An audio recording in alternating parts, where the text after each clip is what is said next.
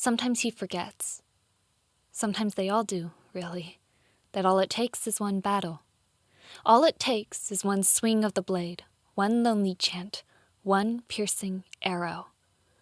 All it takes is one single mistake for you to meet your end. Felix is reminded of this, brutally and without pomp and circumstance. His day starts out normally. Well, as normally as any day on the battlefield can go. In this case, they've set out to put down an uprising of unruly bandits. The hills of Fodlan's Throat are ordinarily beautiful and verdant, but the smell of blood and sulfur and charred corpses stinks up Felix's nose. He breathes slightly through his mouth, keeping in a limber crouch among the trees, waiting for the professor's signal. In the meantime, there's nothing to do but wait. How he hates waiting. It makes his eyes wander. He sees Dedu and his mountain of plate armor, stoic and unflinching beneath the hundreds of arrows and swords and lances tossed his way. He sees Sylvain and Ingrid darting across the skies, bringing airborne reckoning in perfect tandem. He sees the professor slipping through the front lines, sliding her blade through priority targets with deadly finesse. And he sees over the crest of the hill, where Annette stands in the open. His mind shrieks to a halt, confused. Wait, what is she doing out there? She shouldn't be out there. But he doesn't even have time to make a single step before he sees it. The shadow of a thief, bony and desperate and bearing a jagged, vicious dagger hurtling from a cleft in the mountain. And Felix sees it all. Sees it slow and deliberate, like time itself has stopped just to taunt him in the face. Annette turning on her heel with the cry, fire crackling up her arms and lancing into the air. The shadow of a man lunging forward, the blade crescenting down with a gleam. Annette's eyes widening, realizing that she's too late. Felix is running for his life. No, running for hers. But he can't make it in time. Stronger, faster, never enough. He can't reach her. He can't protect her. He can only watch as the dagger tears into her coat, crimson-seeking beige, metal-seeking flesh. He hears a strangled cry, a cut-off scream, the kind that freezes his blood. She falls limply like a doll. Her body collapses bonelessly to the earth, blood spilling from her chest. The world is muffled around Felix's ears. He vaguely feels himself draw his blade with a roar, darting from the trees. The shadowed man turns and raises his dagger, but Felix slashes brutally into the man's shoulder, and he crumples with a scream. Felix keeps hacking downward with reckless abandon, red filling his vision and blood splattering up his nose. This man must die. He must suffer. Down and down and down, again and again, he attacks. Metal meets flesh over and over, but his ears and his hands are too numb to register it. Muscle ruptures and bones shatter, and still he strikes, thoughtless and directionless. Death, agony, resentment. He'll bring it all, and he'll bear it all. Felix. He's wrenched forcibly out of his bloodlust by a single choked whisper. Help. The sword stumbles out of his shaking hands, the remains of his enemy's body lie forgotten. Felix rushes to Annette, sinking on his knees in a pool of blood. Her eyes are glazed and roving, looking past him. She's alive. Barely, but alive. Annette. His voice is dry, almost croaking. She's desperately trying to speak. Her lips are fumbling for words, but the pitiful noises in her throat are gurgling whimpers. He can't understand her. He can't understand anything. No, he says, and his voice sounds cold and firm. Damn it! Damn him! Why can't he comfort her, at least in her final moments? Why can't he sound warm? Why can't he make her smile? Why can he only make her scream? No, Annette, you'll be fine. You don't get to die on me. You don't... Her eyes are already hazy. She's drifting from him. The cold emptiness in the pit of his stomach seizes up in terror. Annette! Annette! He leans in, his hands pressing against the terrible slice across her chest to stem the bleeding. It's a move that's desperate and useless, just like him. Don't. He almost misses the faint whisper that ekes from her lips. His eyes cut to her, and he dips closer, his face just an inch from hers. She manages to pull her mouth into a tense, weak smile, every muscle trembling as she forces out. Don't blame yourself. Her lungs gurgle again, a death rattle. Her eyelids flutter. He's losing her. He's losing her right then, right there. Then, an arrow of light sears down the sky and dissipates into Annette, bathing her body in a gentle glow. She hovers, hair flowing about her face. The glow fades and she slouches back into Felix's arms. She feels lifeless and fragile, eyes closed, soundless. A low groan escapes from Felix's throat as he fumbles for her collar. Damn these thick layers, and presses her pulse point with shaking fingers. For a moment, there's nothing, and he feels distant from the world. But then it's there. A heartbeat, faint, but steady. Felix doesn't waste time. He scoops her up and sprints to the back line, zipping past arrows and dodging around fallen corpses. Annette is boneless, crimson still soaked across the front of her coat. He refuses to look down. "Mercedes!" he roars, tearing past the convoy. Mercedes is already walking towards him, her pace hurried and unsteady. "I did what I could from a distance," she says. "Let me have a look." That's right. This must be just as hard for her. He leaves Annette in her care and dashes back into the fray, hoping for the best. The battlefield is no place to wait for results. Annette lives. Judging from the paleness of Mercedes' face, she'd had one foot through death's door. Maybe an arm and a leg. But the important thing is that she lives, and even though she's still unconscious, she's on the mend. The day after a major battle is always a mandatory rest day, but Felix doesn't bother. He bursts through the professor's door at the first chance he gets, storming up to her desk with his eyes sharp and his jaw tight. Byleth glances over her shoulder, and her face molds into a resigned, tired look. "Isn't it supposed to be a rest day?" Felix mutters. "You're here," Byleth points out. He struggles for some reply to make or some pleasantries to throw around, but Byleth only sets down her quill, her gaze devastatingly calm. "Go ahead and say it, Felix," she says plainly. "Go ahead and say it, Fine." "What the hell was that?" He's barely reining in his temper, spitting from behind gritted teeth. "You had her move out there. You had her move out in the open." Byleth's eyes are steady on him, calm and... is that pity? For one moment, he hates her. "I've trusted your judgment," he says, barely keeping his voice at an acceptable volume. "I've seen the results you've delivered as a commander, when we were in school, when we were at Gronder Field, and all the battles since then. You're sharp. You're ingenious. That much is obvious. But that was..." She lived. 2 words. So simple, but so sudden. Felix stops. "What?" he manages. She didn't always live. There's a weary touch to Byleth's eyes now, a deep shadow that he can't explain. She suddenly feels much older than she looks, distant and unreachable, like the horizon of the ocean. "What are you talking about?" Byleth turns her back on him. He feels anger surge because he's seen Rhea do the exact same thing. Act untouchable, act high and mighty, never give a half-decent explanation. "Hey!" he barks, even if it's disrespectful. He's still furious. "I'm not in the mood to accept your bull." "I'm not asking you to," Byleth says sharply. "I'm telling you that it was necessary." "Necessary?" "Yes." "Or what?" The shadow falls over Byleth's eyes again. "I can't tell you." "Can't or won't?" he spits. "Won't." There isn't much to say to that. He turns on his heel and strides out the door. Byleth watches him leave without another word.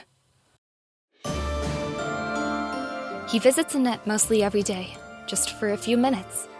He can't do much to help her, so he doesn't stay long.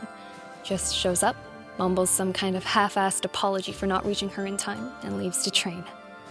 Anyone who raises an eyebrow or sends a teasing smirk in his direction, mainly Sylvain, is shut up with a dour glare. For the most part, people understand.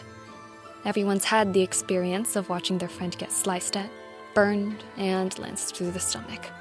Even with the magic of healing, it never gets easier to watch. Everyone enters battle ready to die. No one enters battle ready to watch their friends die. Felix's brush with failure drives him harder. He stays longer at the training grounds, runs more drills, forces more conditioning. He's always pushed himself to his limits, but this time he finds new limits to push. "Felix, you should slow down," says Ingrid, but he ignores her. She acts the same way after someone's hurt before her eyes. Everyone does, really. "She's awake." Sylvain says this with an expectant gleam in his eye as he pops into the training grounds. Felix doesn't acknowledge his presence with anything other than a slight nod. There's a moment of silence, broken only by the whipping of tempered steel through the air. "You're not going to visit her?" says Sylvain. He keeps his eyes trained ahead of him, feeling metal sing through his fingers. "Later." He's not looking at Sylvain, but he can practically feel the disappointment. "Really?" He doesn't respond. What was Sylvain expecting? For him to cast aside all reason, and a sword, and sprint through the hallways like a lunatic, screaming her name? Sylvain waits for a moment, but clicks his tongue when Felix doesn't even look at him. "All right. Well, if you say so, I'm going to get her some flowers and ask her on a date." For a moment, his blade falters and he feels a flare of anger so strong that it catches him off guard. But he shakes it off. He knows that Sylvain's just trying to rile him up. "You have fun with that," he says. "Oh, I will," says Sylvain. Felix grips his sword a little tighter, and Sylvain chuckles. "Come on, when are you going to be honest with yourself?" Sylvain says. "Get out and let me practice." "You want to know the first person she asked for when she woke up?" Felix pauses, his blade frozen in place. "Her dad," says Sylvain. Felix throws the sword at him. Sylvain dodges away and runs out the door, laughing. Idiot. When Felix does come around to her dorm room, he almost walks in on her and Gilbert speaking in hushed whispers, faces grave. He quickly dodges out to give her some proper privacy. Apparently, almost dying on the battlefield forces one's father to have a change in perspective. Felix waits outside the door, trying to look occupied, fiddling with a nearby flower vase, counting the planks between his toes, nudging through a random shrubbery.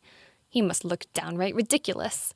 Maybe he should just get back to the training grounds and leave this conversation for another day. He's just about to head out when Gilbert steps through the door and closes it behind him. Gilbert's eyes meet his, and he suddenly feels the urge to explain himself. He begins, but Gilbert only nods politely. "Thank you for visiting Annette," Gilbert says. "She'll be happy to see you." Gilbert leaves, his steps heavy-set and somber. Felix stands there for a moment, frozen to the ground, excuse taped to the roof of his mouth. Eventually, he shakes off his nerves, steels himself, and walks into the room. For one moment, an image flashes before his eyes. Annette's body, weak and crumpled and soaked with blood, eyes glazed and lungs rattling. Then the vision passes, and he sees her lying peacefully on the bed, surrounded by get-well flowers and bathed in gentle sunlight. She looks pale, but smiles when he steps through the door. "Hey," he says. Her smile broadens. "Hi." Hearing her speak makes him swallow. "How are you feeling?" he attempts. The words sound awkward coming out of his mouth, cold and prickly instead of concerned. "Good," Annette chirps. "How about you?" That sounds like a lie. Annette's eyes dart away for a second. "Father said that you looked after me," she says. "So, thank you." "I was worried." "Barely did anything. No need to thank me." That smile is back on her face, weak but alive. "You're not great at accepting thanks, you know." "Not when it's undeserved." "Are you gonna at least sit down, or are you gonna keep standing in the doorway?" He pauses for a moment, something freezing his steps. Then he finally names it. Shame. He doesn't want to enter the room because he doesn't deserve it. He can't bear to come close to her or look at her because he's the reason for her suffering. It's his fault she's in that bed, and he doesn't deserve to sit by her. Maybe he'd be happier if she was angry at him, screaming at him for his failure. "Hello?" says Annette. "Is Felix still in there?" He shrugs off the guilt and strides into the room, settling into the chair at her bedside. He waves away his thoughts. He's not one for pity parties. "Are you okay?" he eventually says, breaking the silence. Annette muses on this for a moment. "Another week in bed, and one more before I'm battle ready. That's what Mercy says. Honestly, I'm going kind of crazy. There's nothing to do here, and I'm always so used to working all the time, trying my best at everything." A smile flickers up his lips. "Well, guess it's time you try your best to rest." "Rest doesn't work like that." "It could." She pouts at him, and he wants to laugh at how cute her face is. It's probably terrible of him to think, but he's always enjoyed surprising or flustering Annette because she looks so damn adorable when he does. He's stricken with a sudden, overpowering urge to hold her hand and squeeze it, and he has to grip the armrests of his chair to stop himself. Her face suddenly smooths over, and her lips part in surprise. He blinks. "What is it?" he says. The tips of her ears turn pink. "It's just, I've never seen you smile like that." "Like what?" Annette's teeth catch on her lower lip, and saints if it doesn't take all of his concentration to keep his eyes fixed on hers. "You usually kind of snicker or sneer. Not that it's a bad thing, you know, but it's kind of like you're a cat who's found something interesting to play with, and it's fun to see it struggle. But that was, I guess it was kind of wholesome. Like, it's the way you smile when you think no one's watching, and you don't have to put up appearances. I don't know, it's nice to see you smile." He feels like she's socked him straight in the chest, and it makes him feel defensive. "You're probably imagining it. My face doesn't smile." "Does your face do anything other than scowl?" "No." "But you looked scared." A chill settles over the room, bringing weight back that they had pushed away. "I'm sorry for scaring you." Annette's gaze is serious, holding his captive. I know exactly how it feels. Watching someone die, or almost die. I didn't mean... You shouldn't have had to feel that." "It's not the first time." The words are out of his mouth before he can stop them. He's always trying to downplay it, downplay her. He's trying to make it sound like seeing her hurt isn't any different from seeing Sylvain hurt, or Ingrid hurt, when it is. It's worlds apart. Not because he cares any more or any less. It's just different. Annette's eyes drop, and he notices a flicker of disappointment across her face. "Yeah, that's true." Why was she disappointed? Because she wanted to be special? Does she feel like he does, always searching for him, always keeping him in the back pocket of her mind? Or is he overthinking it? She wears her heart so close to the surface, but he still can't read her. "To be honest," Annette says quietly, I've never really felt pain like that. It's not really new at this point, you know? The idea of that kind of pain. But actually getting hurt like that, it was... She bites her lip and starts to turn from him, but winces at the movement. He instinctively reaches out and clasps her shoulder, forcing her to sit still. Her shoulder feels small and bony, like it will snap at the first sign of pressure. "Don't move," he says. "You're wounded." Her eyes lower. He's used to her bright, uncontainable energy, and seeing her so subdued is terrifying? No, it makes something ache in his chest, like he wants to make her smile. "Felix," she says in a small voice, "I'm a coward for not wanting to go back out there, aren't I?" "What?" She squeezes her eyes shut. "It's terrible. I'm terrible. So many people have gone out there and sacrificed their lives. I've had losses in my own battalion. I've seen people injured terribly. No, I've killed people. I've burned them beyond recognition. I've sliced them with blades of wind. And here I am, scared to go through that kind of pain again. Scared to go back out there." "Hey." He reaches out and grips her hand. It's small and cold, dwarfed in his. This is war. We have to look out for each other. Might be nasty, but it's war. And you're not a coward. The professor shouldn't have sent you that far out in the first place. You were vulnerable there.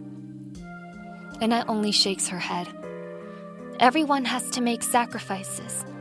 I mean, you and Sylvain and His Highness, you always suffer so many injuries, but you keep on fighting. You keep getting hurt and then healed, hurt and then healed, but you still fight. How do you do it? Now that he thinks about it, he doesn't know. War just seems as normal as breathing to him.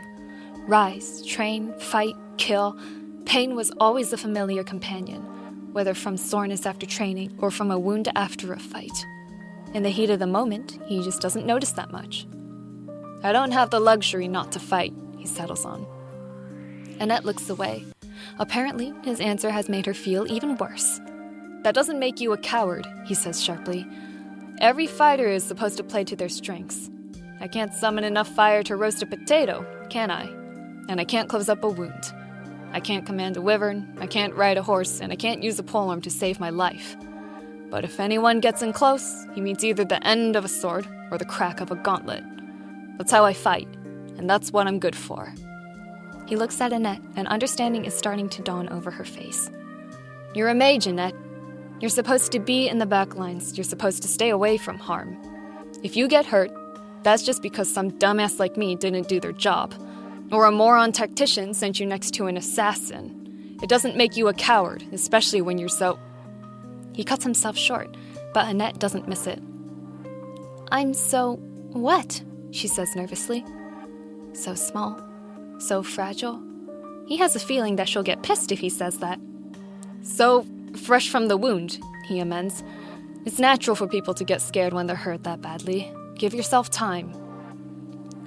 Thank you, Felix, she says, and a hint of that warm smile blossoms across her face.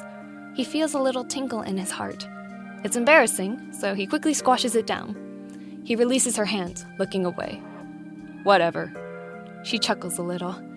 Back when we were students, I used to think you were super mean, but you're actually really nice. Sure. Are you blushing? You're kinda cute, you know. He's just about to snap something like, I don't know, shut up. But when she winces in pain at her own giggle, everything falls away. He gets up to call Mercedes, but Annette grips his sleeve, shaking her head. I'm fine, she says. Mercy's busy after the last battle. He sits back down, even if it's reluctant. His pulse is throbbing, 1, 2, 1, 2, because he knows. He knows what he needs to say, and he's known it since the moment she was injured. He needs to say it now. No ifs, no buts, and no ambiguous loopholes.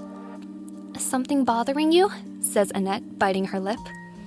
He takes a breath, the deep kind to center himself before he trains. He stares at his hands to take the edge off his nerves. Maybe it'll be easier if he can't see her face. Annette, he says. He searches for the words. He's never been great with them. I know that I said I found your singing interesting. It's like I'm your captive, she's grinning. He winces. Yeah, whatever. I've actually had something else to tell you for a while now, and I thought I had all the time in the world to do it. But this past battle, it showed me the truth. His eyes meet hers. This time, he's serious. There won't always be another day. She breathes sharply at the intensity of his gaze, a light flush dusting over her cheeks. He feels his own pulse quicken in the nervous silence, just like the quiet before the drums of war. Annette, he says, when you nearly died. You're right, it scared me. A whole damn lot. I saw you bleeding out. You were slipping away, right in front of me. Usually he'd rather not think about it. Usually he'd like to push it away. But now, he seizes the memory, using it to push himself to say everything that's been swirling inside of him. You mean a lot to me. There, he said it. I enjoy being around you. It's fun, I guess. No, not I guess, it is fun. Sometimes it helps ease the weight of this war. Or it reminds me that there's something worth fighting for, something worth protecting. This sounds stupid, but you do brighten up my day. And if you had died, I think it'd feel like a big part of me went missing. A deadly silence falls over her cozy little room, and he hears nothing but chirping birds. Saros, maybe this was all one great big mistake. He's starting to lose his nerve. When did he turn into such an idiot? Annette opens her mouth, then closes it. Her ears are crimson. Do you want me to sing for you? She stammers. He looks at her. You know it's not about the singing. She falls silent, blushing even harder. There's plenty of people who can sing, says Felix. There's only one Annette, who I love. Silence. Annette's fingers tangle in the sheets. Her breathing sounds a bit light and fast, like she's struggling not to hyperventilate. Felix promptly starts to feel self-conscious. Was saying that a mistake? It was probably a mistake. This was probably a mistake. Oh, is what Annette says. The air is spinning and his heart is pounding in his ears, and he feels the adrenaline soaring, not unlike the rush he gets on the battlefield fighting for his life. But he set his mind to do this, and he never goes back on his word. He nearly saw her die, and he knows what he has to say. Still, he finds himself wishing that she would say something, even if it's a rejection, even if he's misread her all this time. Annette still doesn't move and still doesn't speak, so he leans in to study her face, trying to glean the answer from her eyes. She turns away, ducking her head. Her face is as warm as her hair. Damn, she's acting even cuter. He knows it's not appropriate because she's still recovering and he probably shouldn't be doing this, but he stays there, his face an inch away from hers. He takes her in, her fidgeting hands, her flushed cheeks, her darting eyes. She's hyper-aware of him, and it gives a little boost to his ego. But still, he's not sure what she's thinking. Do you want me to stop? He says, low and quiet. Annette's gaze flits to him, and she blushes even deeper. Maybe his whisper is a bit too intimate for her taste. He's about to back off. The last thing he wants to do is terrify her, but then she resolutely shakes her head, her fingers reaching up to tangle in his collar. No, she says. It's the final nail in his coffin.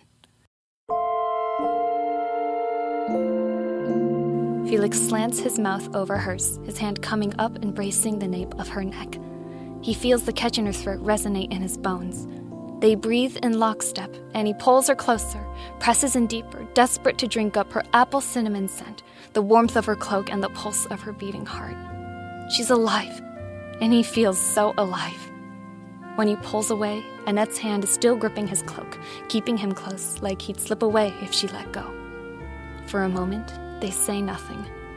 Felix lets himself sit in that moment, allowing the tingle of she feels the same way to flood him with warmth. He expects Annette to be beaming, but her face is sort of blank and mainly confused. It's a look that makes him feel nervous again. What is it? He says. Her eyes dart down, and she leans against him, settling comfortably in the crook of his arm and resting her head on his shoulder. His pulse jolts as she cuddles up with a small sigh. Nothing, Annette says. I kind of feel like this is a dream. You have lewd dreams. What, Felix? He laughs warmly, and she buries her face into the crook of his neck. You're stupid. Sorry. No, you're not. Yeah, I'm not. He reaches up to brush a strand of hair out of her face. How strange this is. Annette cuddled against him, dappled sunlight pouring on their shoulders. And yet somehow, it feels perfectly natural. Like there was a piece out of place between them, and it had finally settled in, filling a hole he hadn't even known was there. Annette's finger starts tracing invisible patterns on his cloak. I don't like it too, she works out. Seeing you get hurt. I'm not Mercedes. I can't heal you from far away, and I don't know. It hurts when you get hurt too. Is that all you feel? No, let me finish, dummy. She slowly turns back to him, and shaking fingers seek his, twining together. So, I want to be honest too. Just this once. Because you're right. You're very right. This could be the last time. And I've never liked to think of that. I'd always liked to think that there's a tomorrow. But when I was hit like that, I just remember thinking there was so much I still wanted to say. To Father, to the professor, to you. Her eyes lift and slate blue fills his vision. She swallows. He can feel her pulse through his fingers, rapid and darting like a rabbit. I think I fell for you too, she says.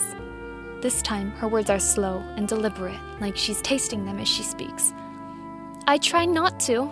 I really did. Because I thought you were mean and arrogant, and girls are supposed to make wise choices about who they like, and mean and arrogant boys don't make that list. You thought that little of me?